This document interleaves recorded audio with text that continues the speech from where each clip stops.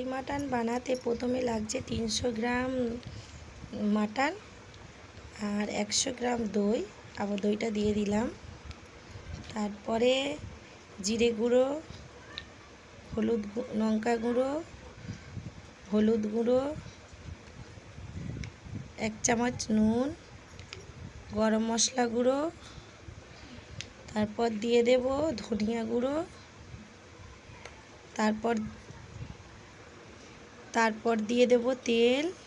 তারপর ভালো করে ম্যারিনেশন করে নেব। ভালো করে ম্যারিনেশন করে নিয়ে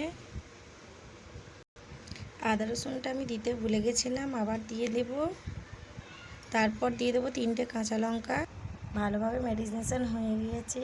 1 ঘন্টা পর রান্না করব। কড়াইতে দিয়ে দেব তেল, সর্ষের তেল। তারপর 1 পিস করে মাটনটা দিয়ে দেব। আরও একবার মশলাগুলো আমি দিয়ে দেব। গরম মশলা গুঁড়ো, ধনে গুঁড়ো, জিরে গুঁড়ো, হলুদ আর লঙ্কার গুঁড়ো দিয়ে ভালো করে মশলাটা কষে নেব। মাংসটা কষা হয়ে গেলে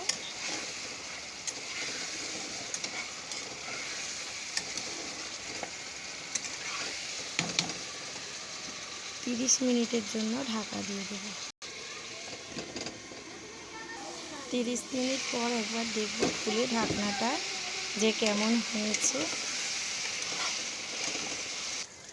অন্যদিকে আমি আবার পেঁয়াজ বেরেস্তা করে নেব মাটনে দেওয়ার জন্য। ভালো করে পেঁয়াজটা ভেজে নেব। আমার কাছে মাইক্রোফোন নেই, তার জন্য যা মোবাইলে হচ্ছে অতি ভিডিও বানাচ্ছি। যদি অসুবিধা হয় একটু মেনটেন করে নিও। পেঁয়াজটা ভাজা আমার হয়ে গেছে, বেশি লাল করব না। এবারে ঢাকনাটা খুলে আরেকবার দেখব মাটনটা কতটা সিদ্ধ হলো। আমি গোটা গরম মশলা ব্যবহার করিনি, আপনারা চাইলে করতে পারেন। গোটা গরম মশলা আমার ছেলেরা পছন্দ করে না।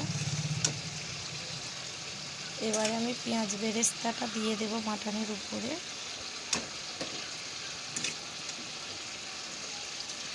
দিয়ে আরেকবার ভালো করে কষিয়ে নেব যতক্ষণ না তেলটা ছেড়ে যায় মটনের গা থেকে। মাটনটা ভালোভাবে কষা হয়ে গেলে আবার আমি জল দিয়ে 30 মিনিটের মতো ঢেকে দেব।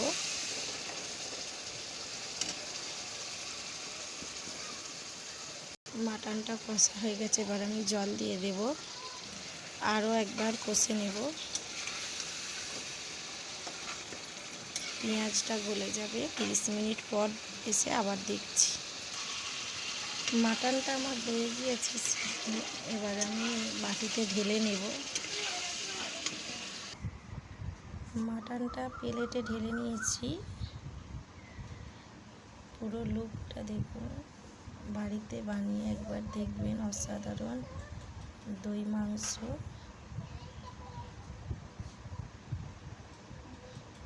ভাতের সঙ্গে, পোলাওয়ের সঙ্গে বা খিচুড়ির সঙ্গেও খেতে পারবেন। পরোটা, রুটি সবের সঙ্গে ভালো লাগবে। এসএস কুকিং চ্যানেলে দেখার জন্য সবাইকে ধন্যবাদ।